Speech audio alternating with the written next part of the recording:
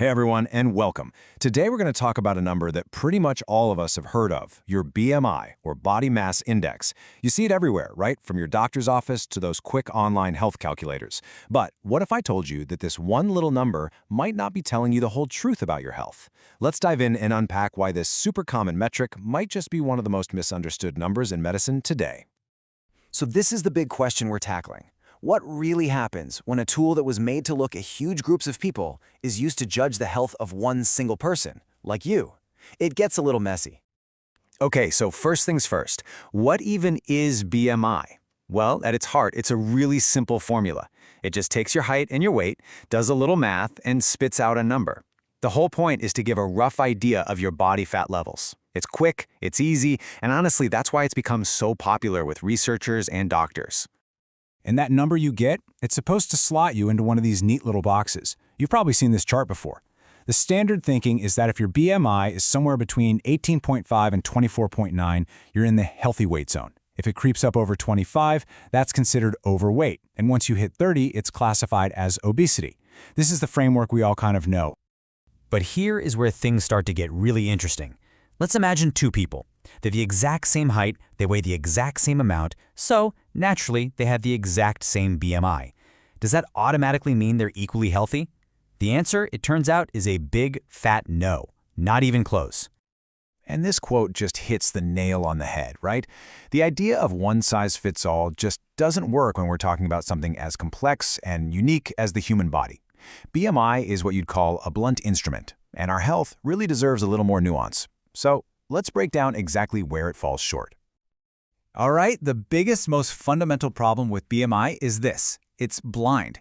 It has no way of seeing what your body is actually made of. It only knows your total weight, which means it literally can't tell the difference between a pound of really dense muscle and a pound of body fat. To the formula, a pound is a pound is a pound. And this is why that matters so much. You could have a super fit athlete whose BMI is high simply because they have a ton of heavy, dense muscle. Then you could have another person with the exact same BMI who has very little muscle and a much higher percentage of body fat. The number on the scale is identical, but their actual health profiles, they're worlds apart. And you know, this whole one-size-fits-all problem, it gets even more complicated when you start to ask whose size that one size was based on in the first place. The standard BMI scale often fails to account for some really important differences across various racial and ethnic groups. So for example, research has shown that on average, non-Hispanic Black adults tend to have more muscle mass. At the same time, studies show Mexican American adults might have a different way of distributing body fat, maybe with a larger waist size. A single, rigid standard just can't accurately reflect these kinds of physiological differences. And this isn't just a theoretical problem. It has very real consequences. Because muscle is heavier and denser than fat, Black women, who tend to have higher muscle mass, are more likely to be wrongly classified by the BMI scale as having obesity when they might be in fantastic health. The tool just isn't calibrated for them. And what's really interesting is that the opposite can be true too. For many people of Asian and South Asian descent, serious health risks like type 2 diabetes can show up at lower BMI levels. Because of this, many experts are now saying we need to adjust the scale for these populations, maybe calling a BMI of 23 overweight instead of the usual 25. The warning light essentially should come on sooner. Okay, so we've talked about body composition, we've talked about ethnicity, but there's another huge thing BMI completely ignores: time. Our bodies are constantly changing, and BMI just doesn't keep up with the journey. Think about it. As we get older, it's totally natural to lose a bit of muscle mass and maybe gain some more fat, especially around our middle.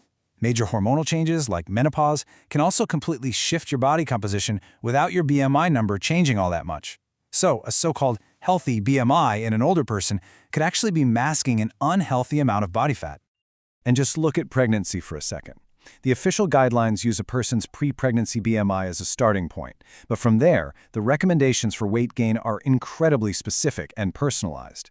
This shows you that even in a medical setting, BMI is meant to be the start of the story, definitely not the end. So after hearing all this, you might be thinking, okay, should we just throw BMI in the trash? Well, not exactly. We don't have to get rid of it, we just need to reframe what it's actually for. It's a tool, not a final judgment. Look, scientists and public health experts know all about these flaws. They get it. Where BMI is actually super useful is in research, when you're tracking health trends across millions of people to see the big picture. For that kind of population-level view, it's a simple, valuable metric. But for you, as one individual, it's a whole different ballgame. A real picture of your health is so much bigger, so much more interesting than one number. It's about looking at your blood work, what you eat, how much you move your body, how you're sleeping, and of course, your personal and family medical history. All those things together are what tell the real story. And that really brings us to the most important thing to take away from all this. Try to think of your BMI not as a grade on a report card, but as the first sentence in a much deeper conversation with your doctor. It's a starting point, a reason to ask more questions, not a final verdict on your health.